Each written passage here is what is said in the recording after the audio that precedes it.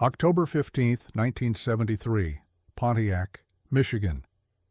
The engineer from Detroit stood in the empty assembly plant at 3 in the morning, watching the last GMC MotorHome roll off the line.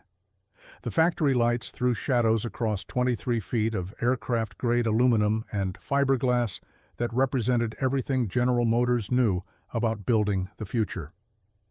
His team had worked 5 years on this project, $60 million spent, the most advanced recreational vehicle ever conceived, and in 4 hours the board of directors would kill it.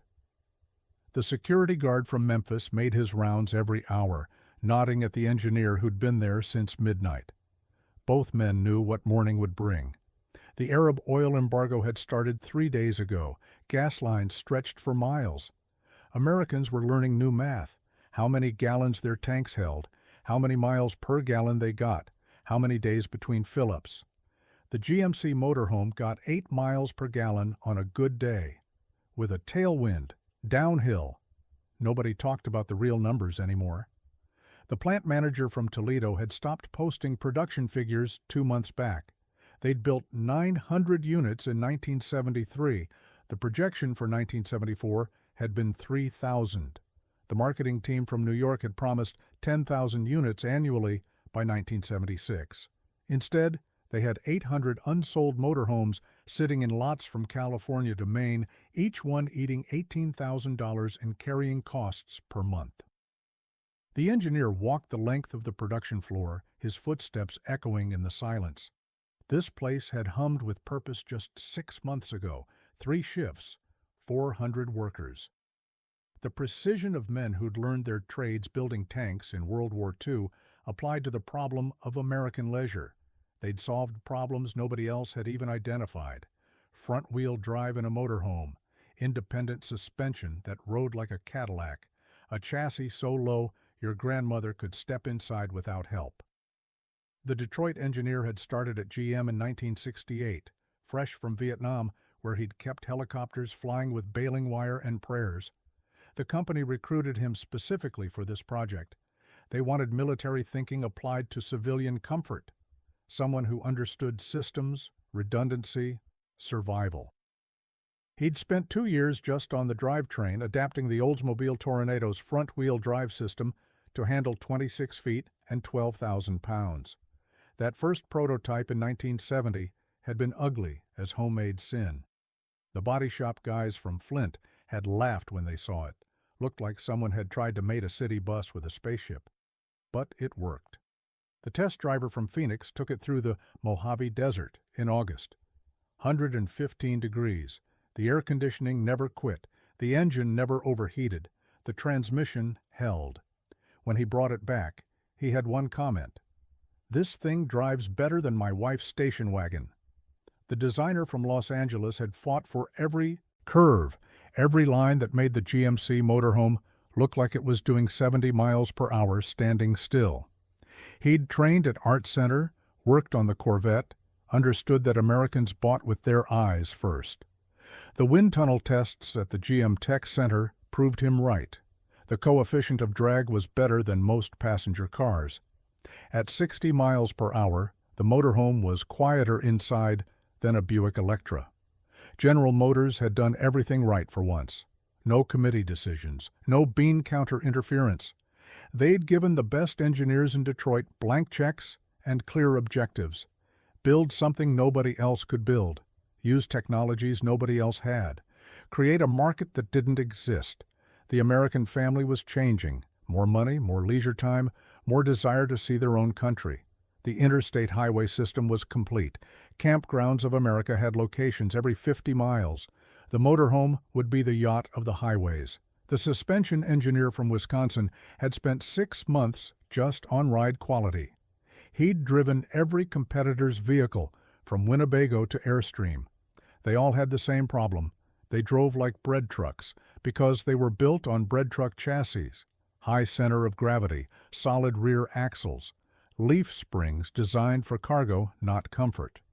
His grandmother in Milwaukee got carsick in the church van. She could eat dinner in the GMC while it navigated mountain curves, independent rear suspension on a motorhome, airbags that automatically leveled the vehicle, disc brakes on all wheels, power steering that actually worked. The test track at Milford Proving Grounds had never seen anything like it. The professional driver from Indianapolis took it through the slalom course at 40 miles per hour. The wine glasses on the dinette table never tipped. The frame itself was revolutionary. No wood, no steel beams that could rust, aluminum cage construction like aircraft used. The body panels were molded fiberglass, each piece larger than anything in automotive production. The manufacturing engineer from Pittsburgh had to design new tools just to handle them. The paint booth was the size of a basketball court. The assembly line moved at 2 feet per minute, slow enough for hand fitting, fast enough for efficiency. Inside was pure Michigan craftsmanship. The cabinet maker from Grand Rapids had configured 17 different floor plans, slept 6. Full bathroom with a shower you could actually stand in, kitchen with a 3-burner stove, oven, refrigerator that ran on electricity, propane, or both. The furniture was residential quality, not the foam and vinyl garbage in other RVs. Real hardwood, real fabric, real carpeting that wouldn't wear through in a summer. The electrical system came from Aerospace. The electrician from Seattle who'd wired Boeing 747s designed it. 110-volt AC, 12-volt DC, automatic switching, generator built into the engine, batteries that charged while driving. You could run the air conditioning in Death Valley or the heater in Alaska without ever plugging in. The control panel looked like it belonged in a cockpit. Every system monitored, every circuit protected. They'd thought of everything. The weight distribution was perfect. 60% on the front wheels for traction, 40% on the rear for stability. The fuel tank held 50 gallons, enough for 400 miles between stops. The fresh water tank held 30 gallons. The waste tanks were accessible for service. Even the awning was motorized, extending 12 feet in 30 seconds. The test fleet had logged 2 million miles by 1972 through the Rockies in winter, across Texas in summer, the Alcan Highway to Alaska. One unit spent 6 months with a family from Ohio who put 30,000 miles on it. Their only complaint was the ashtrays were too small. The engineer had 17 notebooks full of data, temperature readings, stress measurements, fuel consumption, maintenance schedules. Everything pointed to the same conclusion. They'd built a motorhome that would last 20 years. The marketing department from New York had been ecstatic. They positioned it against Airstream, not Winnebago. This was luxury, not camping. The price point of $25,000 was ambitious, but justified. A Cadillac Eldorado cost $12,000. For twice that, you got a Cadillac you could live in. The first ads ran in National Geographic, Sunset Magazine, Better Homes and Gardens. Doesn't your family deserve a GMC MotorHome? The dealer from Phoenix ordered 50 units sight unseen. The dealer from Atlanta wanted 100. The GMC truck network had 1,200 locations ready to sell and service them. Parts would be available everywhere. Mechanics already knew the drivetrain. The body shop equipment already existed. No other manufacturer could match that infrastructure. The early sales had been strong. 1973 started with back orders for 600 units. The plant was running 2 shifts, producing 12 units per day. The quality control inspector from St. Louis rejected maybe 1 in 50 for minor issues, a cabinet door that didn't align, a window that leaked in the rain chamber. The warranty claims were minimal. The customers were evangelical, showing up at GMC dealerships to tell their stories to prospects. Then the world changed. October 6, 1973, Yom Kippur, Egypt and Syria attacked Israel. The United States backed Israel. Saudi Arabia cut off oil shipments. The price of gasoline doubled overnight, then tripled, if you could find it. The engineer remembered the exact moment he knew they were finished. October 20th, driving home, passing a gas station with a handwritten sign, "No gas today, maybe tomorrow." The American dream of endless highways suddenly had a price tag. 8 miles per gallon wasn't freedom anymore. It was stupidity. The same families who'd been ready to buy were now selling their boats, their second, cars, anything that drank gas. The dealer from Phoenix called to cancel his order, then Atlanta, then everyone. The factory lot filled with unsold units. The second shift was canceled, then the first was cut to 6 hours. The boardroom at the GM building was 14 floors up, overlooking the Detroit River. The engineer had been there exactly once, presenting the production plans in 1971. Tomorrow morning, he'd be there again, watching executives who'd never driven a motorhome decide its fate. He already knew their arguments. The spreadsheet from accounting showed losses of $14 million for 1973, projected losses of $30 million for 1974. The oil situation wasn't temporary. Americans were learning to live with less. The prototype shop at the tech center was already working on small cars, 4 cylinders, manual transmissions, 30 miles per gallon. The engineer from Japan who'd been hired away from Honda walked the halls like he owned them now. His presentation on efficiency was scheduled right after the motorhome cancellation. The future was about saving gas, not enjoying the journey. But there was more to the story, politics that nobody discussed in public.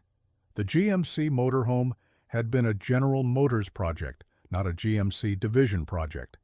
That meant the profits, if they ever came, would be shared across all divisions. Chevrolet didn't like that. Pontiac didn't like that.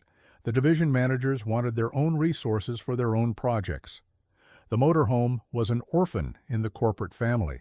The union situation was another problem nobody mentioned.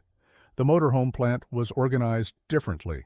Skilled trades working alongside assembly workers, electricians doing final inspection, painters doing touch-up work. It violated 17 different job classifications. The shop steward from Local 160 had filed grievances every week. The compromise work rules made production costs 20% higher than projected. The safety regulations were changing too. The Department of Transportation wanted stronger roofs for rollover protection, more emergency exits, better fire suppression. Each change meant redesign, retooling, recertification. The engineer estimated 18 months and $12 million to meet the 1975 standards for a vehicle that might sell 500 units that year. The competition wasn't standing still either. Winnebago had introduced the Brave, a smaller motorhome that got 12 miles per gallon. Airstream was developing a motorhome on a Chevrolet chassis that would cost $10,000 less. The Japanese were rumored to be working on something revolutionary. The GMC MotorHome was suddenly yesterday's technology at tomorrow's prices. The engineer walked to the paint booth, empty now except for the ventilation system that still hummed on automatic timers. This is where they'd sprayed bamboo yellow, glacier white, Sahara tan. Colors chosen by the design team in California to evoke adventure and escape. The paint itself was special, a 2-stage process that gave depth and durability beyond anything in automotive production. Each motorhome took 8 hours just for painting. The body shop was a monument to solving impossible problems. How do you handle a single piece of fiberglass 20 feet long? How do you ensure perfect alignment when everything is curved? How do you repair accident damage on something this complex? The body shop supervisor from Birmingham had spent 2 years developing procedures, special jigs, special tools, special training for technicians who'd probably never use those skills again. The upholstery department still had rolls of fabric chosen for durability and style. The seamstress from North Carolina had developed 37 different patterns for the various configurations.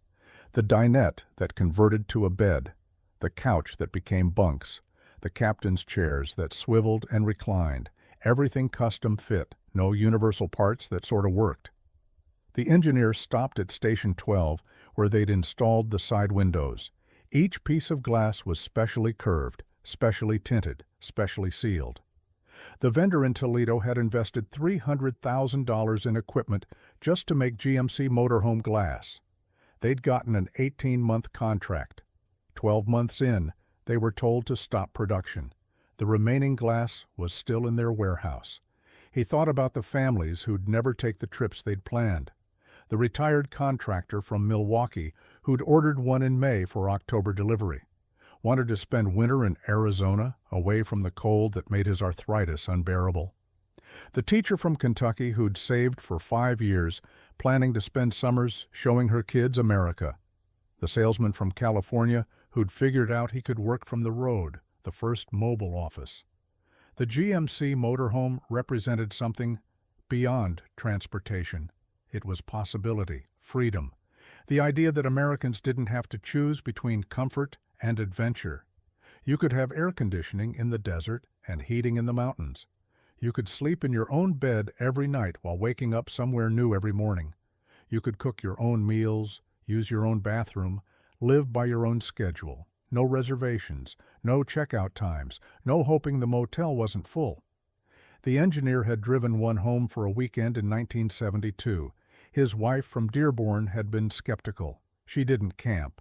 Hotels were barely acceptable if they didn't have room service. But she'd spent that Saturday making dinner while he drove them along Lake Michigan. She'd taken a shower while parked at a rest stop. She'd slept through the night without once mentioning the beds were too small or too hard. Sunday morning, drinking coffee and watching the sunrise over the lake, she'd asked when they could buy one. Never, as it turned out. Employee discount brought the price down to $20,000, still more than his house had. Cost, in 1965, the payment would be $400 a month. The insurance would double. The storage would cost $50 monthly because it wouldn't fit in his garage. The gasoline for a summer vacation would cost more than flying the whole family to Europe. The numbers had never worked for the people who'd built it. That was the irony that hurt most. The workers who'd created this marvel couldn't afford it. The welder from Hamtramck who'd perfected the aluminum joints. The electrician from Warren who'd run miles of perfect wiring. The painter from Pontiac who'd achieved flawless finishes. They'd built someone else's dream. The motorhome was for doctors from Grosse Pointe, lawyers from Bloomfield Hills, executives from Birmingham, people who didn't think about gas prices. Except now everyone thought about gas prices. The 6 o'clock news led with them every night. Regular was up to 55 cents a gallon, premium was 60 cents. Some stations were charging 70 cents. The government was talking about rationing, odd-even days based on license plates, maximum purchases of 10 gallons.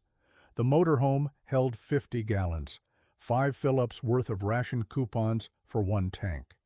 The engineer checked his watch. 4:30 in the morning. The board meeting was at 8. The drive from Pontiac to the Renaissance Center took 45 minutes. He had time for one more walk through the plant, one more chance to remember what they'd accomplished before it became history. Before the tools were sold, the workers reassigned, the dream declared dead by men who measured success quarterly. He started at the beginning of the assembly line where bare chassis arrived from the Oldsmobile Tornado production. The front-wheel drive system that had seemed so clever, eliminating the driveshaft tunnel, creating a flat floor from front to back, the 455 cubic inch V8 engine that produced 375 horsepower, enough to maintain 60 miles per hour up a 6% grade, the turbo-hydromatic transmission that could handle the torque without overheating. Station 2 was where they'd attached the custom rear suspension, trailing arms and airbags that gave a ride quality impossible with leaf springs. The mechanic from Saginaw had spent 3 months perfecting the installation procedure. Every mounting point had to be precise. Every airline had to be tested at twice operating pressure. Every component had to be accessible for service. Station 3 was the aluminum frame assembly, extruded rails, aircraft rivets, joints that were stronger than welds but could flex without cracking. The frame weighed half what a steel frame would weigh, but was twice as strong. The metallurgist from Alcoa had called it the most advanced aluminum structure ever put into production. It would outlast the rest of the vehicle by decades. Station 4 was where the floor went in. Marine-grade plywood sealed against moisture. Steel mounting points for furniture and appliances. Channels for wiring and plumbing. Everything planned, nothing improvised. The floor plan was locked before the first screw was turned. Changes required engineering approval and usually meant starting over. Station 5 was the marriage of body to chassis. The fiberglass shells, one piece for each side, one for the front, one for the rear, one for the roof. Each piece weighed hundreds of pounds, but had to be positioned within a quarter inch. The overhead cranes were specially designed, the operators specially trained. One mistake meant thousands of dollars in damaged fiberglass. Stations 6 through 10 were the guts. Plumbing that wouldn't leak at highway speeds, wiring that wouldn't short in desert heat, insulation that actually worked, windows that sealed, doors that didn't rattle. The hundreds of details that separated a GMC MotorHome from a converted bus. Every worker had a checklist. Every installation had an inspection. Every inspector had a supervisor verifying their work. Station 11 through 15 were interior installation. Cabinets secured with aircraft fasteners, appliances tested before installation, furniture that had to survive thousands of miles of vibration. The carpet installer from Ypsilanti had developed a technique using maritime adhesive that wouldn't release in extreme temperatures. The cabinet maker from Holland had created mounting systems that transferred load to the frame, not the walls.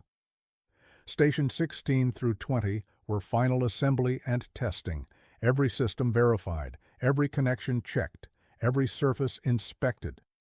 The test driver would take it to 70 miles per hour on the track. The test technician would run every appliance simultaneously. The quality control inspector would spend an hour looking for problems.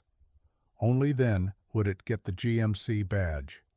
The engineer remembered the first unit off the production line, March 1973, painted Caribbean blue with white accent stripes. The whole plant had gathered to watch it drive away. The plant manager had made a speech about American innovation. The union president had talked about craftsmanship. The marketing director had promised this was just the beginning. 6 months later, half those workers had been laid off. The market research had been right about everything except timing. Americans did want motorhomes. They did want luxury. They did want to see their own country, but they wanted it at 15 miles per gallon, not 8. They wanted it at $15,000, not 25. They wanted it when gas was 25 cents, not 60. The GMC MotorHome was the right product for a world that no longer existed. The engineer thought about the meeting he'd attended in September when they discussed saving the program. Smaller engine would barely improve mileage and would kill performance. Lighter materials, already using the lightest available, smaller size, would require complete redesign and new tooling. Diesel engine would add $5,000 to the cost, and diesel was even harder to find than gasoline. Every solution created new problems. The European manager from Opel had suggested selling them overseas. Europeans were used to high gas prices. But Europeans wanted smaller vehicles for narrow roads. The shipping costs were prohibitive. The service network didn't exist. The idea died in committee like all the others. The military had shown interest. The motorhome would make an excellent mobile command post. Air Force officers from Wright-Patterson had toured the plant. But military contracts meant modifications, specifications, competitive bidding. The development time would be 2 years minimum. The oil crisis would be resolved one way or another long before then. The engineer walked to the storage lot behind the plant. 43 completed motorhomes sat in neat rows, waiting for dealers who wouldn't take them. Another 100 were in various stages of completion inside. The morning sun was beginning to light the sky. The aluminum and fiberglass bodies glowed in the dawn light. They looked ready to leave, to explore, to fulfill their purpose. Instead, they'd sit until the accounting department figured out how to write off $40 million in inventory. Some would eventually sell at deep discounts. Dealers would take them at cost just to have something different on the lot. A few celebrities would buy them, actors who needed mobile dressing rooms, musicians who wanted touring comfort. But most would sit until the decision came to salvage what they could. Engines back to Oldsmobile, transmissions to the parts department, aluminum to recycling, dreams to the scrap heap. The real tragedy was the knowledge lost. The workers dispersed to other plants, other industries, other cities. The engineers reassigned to projects they didn't care about. The suppliers bankrupted by canceled contracts. The dealers stuck with service commitments for vehicles they couldn't sell. The infrastructure dismantled before it could prove its worth. 5 years of learning how to build the world's best motorhome, gone in 5 months. The engineer thought about the letters from owners he'd kept in his desk. The couple from Oregon who'd driven to every national park. The family from Texas who'd followed the wheat harvest. The retiree from Florida who'd put 50,000 miles on his in 18 months. They all said the same thing. The GMC MotorHome had changed their lives. It had delivered on every promise. It had exceeded every expectation. But satisfied customers didn't matter when the monthly sales report showed red. The future didn't matter when the quarterly earnings were down. The revolution in recreational vehicles didn't matter when the revolution in oil prices dominated headlines. General Motors had bet on American prosperity continuing forever. They'd lost that bet in October 1973, and the GMC MotorHome would pay the price. The security guard appeared, carrying 2 cups of coffee from the break room machine. "Thought you could use this," he said, handing one to the engineer. They stood in silence, watching the sun rise over the dormant assembly line.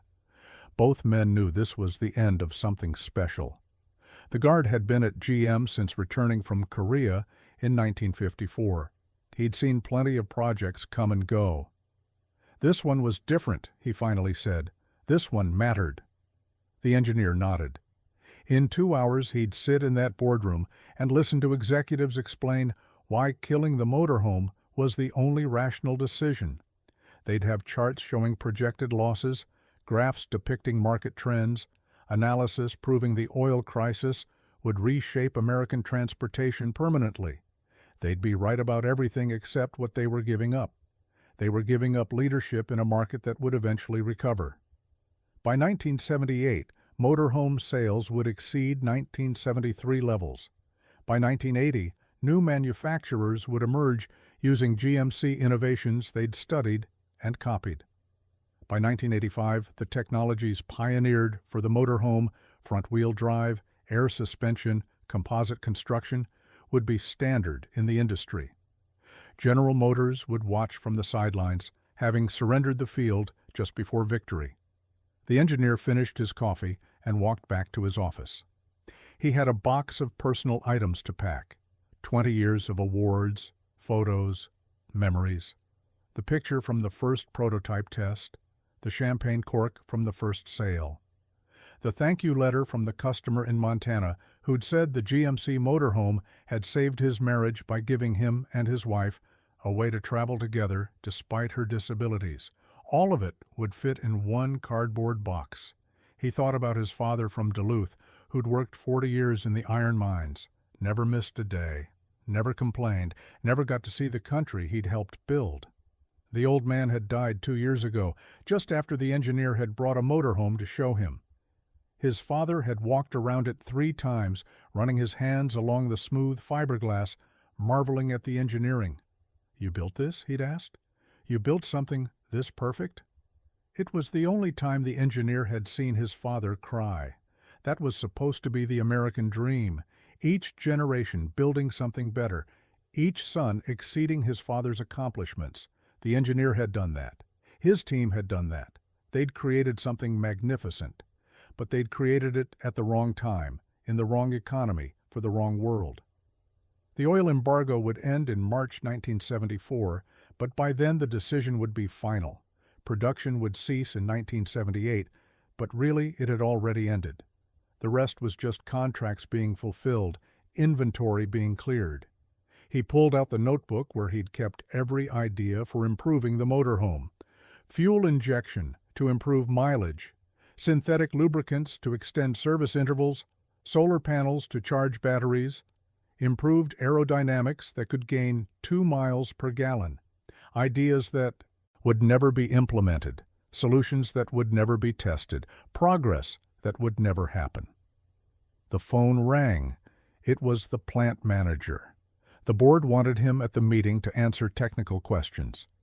Could the motorhome be profitably produced at lower volumes? Could costs be reduced without sacrificing quality? Could the design be adapted for other uses? The engineer knew these weren't real questions. The decision was made. This was theater, letting everyone feel they'd been thorough before killing a $60 million investment. He drove to the Renaissance Center as the morning traffic built. The radio was talking about gas prices again. The president was considering fuel economy standards. Congress was debating a national speed limit of 55 miles per hour. Detroit was retooling for a world of small, efficient, boring cars. The motorhome represented everything America was leaving behind: excess, ambition, the idea that bigger was better. The boardroom was exactly as he remembered: dark wood, leather chairs, a view of Canada across the river.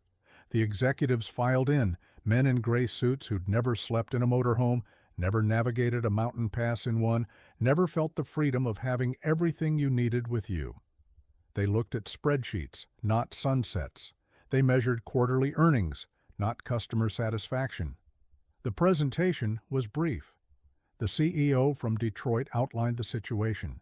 The CFO from New York presented the numbers.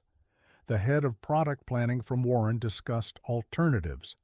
The engineer answered their questions. Yes, the motorhome was technically successful. No, costs couldn't be reduced significantly. Yes, customers loved them. No, love didn't translate to sales at 60 cents per gallon gasoline. The vote was unanimous. The GMC MotorHome program would be suspended immediately. Existing orders would be filled. Warranty obligations would be honored. Parts support would continue for 10 years. But no new development, no new marketing, no new hope that somehow the market would turn around. The most advanced recreational vehicle ever built was officially dead. The engineer drove back to Pontiac to clean out his desk. The plant was operating one shift now, building the last units for customers who'd ordered before the announcement. The workers moved slowly, carefully, knowing these were the last GMC motorhomes that would ever exist. Each one was perfect. Each one was a monument to what they could do when given the chance. The assembly line would be converted to building light truck components. The paint booth would be modified for smaller parts.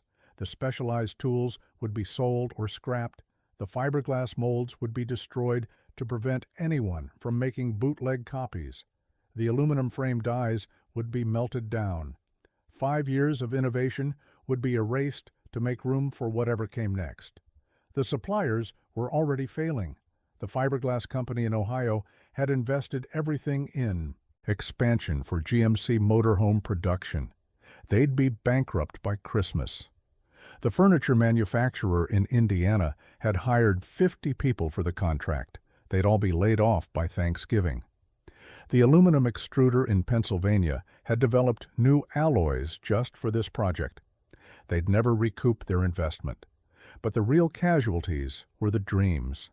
The retired police officer from Boston who'd planned to spend his pension years exploring America. The nurse from Seattle who'd saved for 3 years for a down payment. The small business owner from Dallas who'd figured out how to run his company from the road. They'd all have to find different dreams, smaller dreams, dreams that fit in a world of expensive gasoline and lowered expectations. The engineer packed his box and walked to his car. The security guard was at the gate, the same man who'd brought him coffee that morning. "What will you do now?" the guard asked.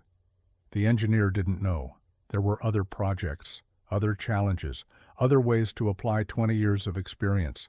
But there would never be another GMC motorhome, never another chance to build something that perfect. He drove home past gas stations with lines around the block, past car dealerships advertising fuel economy, past billboards for compact imports. The world was changing, and the GMC motorhome didn't fit in the new world.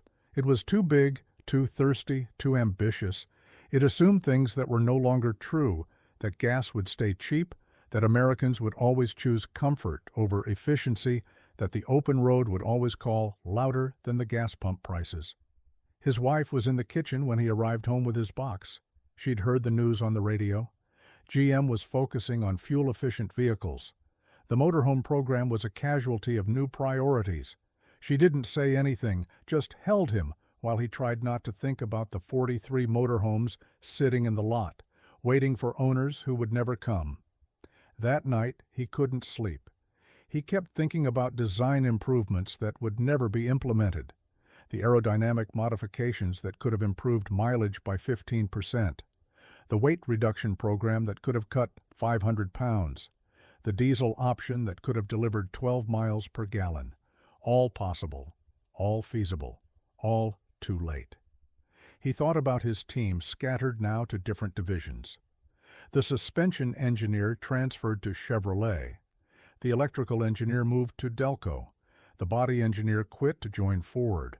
The knowledge they'd accumulated, the problems they'd solved, the systems they'd perfected, all dispersed like smoke in the wind. General Motors would never again have that concentration of talent focused on a single revolutionary project. The newspapers the next day barely mentioned it. A small article in the business section. GM suspends motorhome production. 3 paragraphs. No mention of the innovation, no recognition of the achievement. No acknowledgement that General Motors had built something competitors wouldn't match for another decade. Just another casualty of the oil crisis, like big engines and vinyl roofs, and the American assumption that tomorrow would always be better than today. Years later, the engineer would see GMC motorhomes at rallies, their owners treating them like classic cars. They'd been right about the quality. 20-year-old units still ran perfectly. 30-year-old units were being restored. 40-year-old units were selling for more than they'd cost new. The aluminum frames hadn't corroded. The fiberglass bodies hadn't deteriorated. The drivetrains had lasted hundreds of thousands of miles. The owners formed clubs. They shared maintenance tips. They fabricated replacement parts. They kept alive what General Motors had abandoned. They proved what the engineer had always known. The GMC motorhome wasn't just a vehicle. It was an idea. The idea that Americans could have the best of everything. The idea that engineering could solve any problem. The idea that comfort and adventure weren't mutually exclusive. But in October 1973, those ideas didn't matter.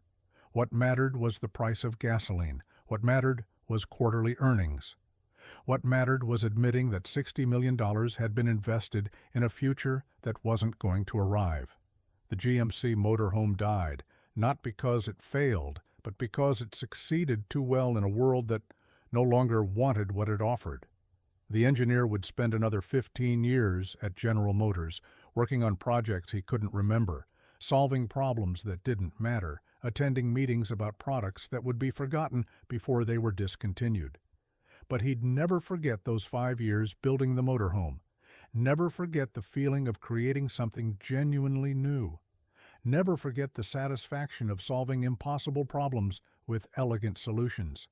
He'd retire in 1988 and buy a used GMC motorhome, one of the last units built in 1978. He'd spend his retirement maintaining it, improving it, driving it to rallies where other owners would recognize him as one of the originals. They'd ask him questions about design decisions. They'd show him their modifications. They'd thank him for building something that had enriched their lives in ways General Motors never understood. The security guard from Memphis retired the same year. They'd stay in touch, Christmas cards mostly. The guard died in 1995, but not before sending one last letter. He'd been at GM for 41 years, seen everything from the Corvair to the Citation, watched good ideas die, and bad ideas prosper. But the GMC MotorHome was different. It was the one time General Motors had built tomorrow instead of today. Too bad tomorrow arrived 20 years late. The GMC MotorHome was officially discontinued in 1978, but really it died on October 15, 1973, when the board of directors decided that 8 miles per gallon was unacceptable in a world of 60-cent gasoline. They were right about the market. They were right about the economics. They were right about everything except the value of building something extraordinary, something that would outlive its creators, something that would prove American engineering could achieve anything if given the chance. 12,921 GMC motorhomes were built between 1973 and 1978.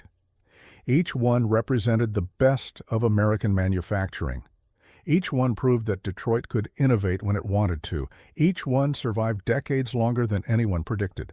They became classics not because they were old, but because they were good. They became valuable not because they were rare, but because they were irreplaceable. The engineer died in 2003, 78 years old, still working on his motorhome in the garage when the heart attack came. His wife found him underneath, tools in hand, solving one last problem. At his funeral, 17 GMC motorhomes formed the procession. Their owners had driven from across the country to honor the man who'd given them their freedom. The priest, who'd never understood the appeal, finally got it as he watched those aluminum and fiberglass monuments roll past. They weren't just vehicles, they were dreams made real. The Pontiac assembly plant was demolished in 2009. Condominiums were built on the site. Nobody remembered that the world's most advanced recreational vehicle had been built there. Nobody remembered the workers who'd crafted perfection. Nobody remembered the moment when General Motors had almost invented the future. The only evidence was in the driveways and storage lots where GMC motorhomes sat, waiting for their next adventure, proof that sometimes engineers build better than they know. The real tragedy wasn't that the GMC motorhome failed. It was that it succeeded in every way except the one that mattered to General Motors: profit. It proved that American manufacturing could compete with anyone. It proved that innovation wasn't dead in Detroit. It proved that given freedom and resources, engineers could create magic. But it also proved that magic doesn't matter when gasoline prices triple. Today, survivors sell for $50,000 to $100,000. Restored units go for more. The technology that seemed revolutionary in 1973, front-wheel drive, air suspension, composite construction, is now standard. The problems they solved became textbook examples in engineering schools. The solutions they developed influenced everything from city buses to delivery trucks. The GMC motorhome died, but its DNA lived on in 1,000 other vehicles. The oil embargo ended in March 1974. Gas prices stabilized. Americans went back to buying large vehicles. By 1976, motorhome sales had recovered completely, but General Motors had already moved on. The tooling was gone. The team was disbanded. The moment had passed. They'd been exactly right about the product and exactly wrong about the timing. In business, that's the same as being completely wrong. The last GMC motorhome rolled off the line on February 14, 1978. Valentine's Day, the workers signed their names on the frame. The plant manager drove it off the line himself. It was painted Brentwood brown with doeskin tan stripes. It went to a dealer in California who'd been waiting 2 years for it. The customer was a dentist from San Diego who'd ordered it when gas was 30 cents and took delivery when it was back to 60. He didn't care. He'd waited too long to care about gas prices. That motorhome is still running, still traveling, still proving that General Motors could build forever when they wanted to. The dentist died in 1998, but his son inherited it. Now his grandson drives it. 3 generations united by a vehicle that was only produced for 5 years. 3 generations who understand that some things are worth more than fuel economy. The engineer's notebooks were donated to the GM Heritage Center after his death. They contain 10,000 pages of calculations, sketches, ideas, solutions to problems nobody else had even identified, improvements that could have changed everything if implemented, evidence of what Detroit could accomplish when engineers were allowed to be engineers, evidence of what was lost when the board of directors voted to kill the future. The GMC MotorHome failed because it was too good for its time. It assumed a world of cheap energy and expensive leisure. It got a world of expensive energy and cheap compromises. It was built for Americans who valued comfort over economy. It died when Americans learned to value economy over everything. It was the right product at the wrong moment, which in business is the same as being the wrong product. But failure is complicated. The GMC MotorHome failed commercially and succeeded mechanically. It failed financially and succeeded technically. It failed in the marketplace and succeeded in history. It failed General Motors and succeeded for everyone who owned one. It failed as a product and succeeded as an idea. It failed in 1973 and succeeded in memory. The shocking reason the GMC MotorHome was canceled after 5 years wasn't that it was bad. It was that it was too good, too advanced, too expensive, too thirsty, too ambitious. It represented everything America had been and nothing America was becoming. It was a monument to excess in an age of efficiency. It was a celebration of possibility in an era of limitations. It was tomorrow, canceled, because today couldn't afford it. Thanks for joining us on this journey through one of history's incredible survival stories. If you found it compelling, give it a like and share it with someone who appreciates these tales of courage. And don't forget to subscribe for more.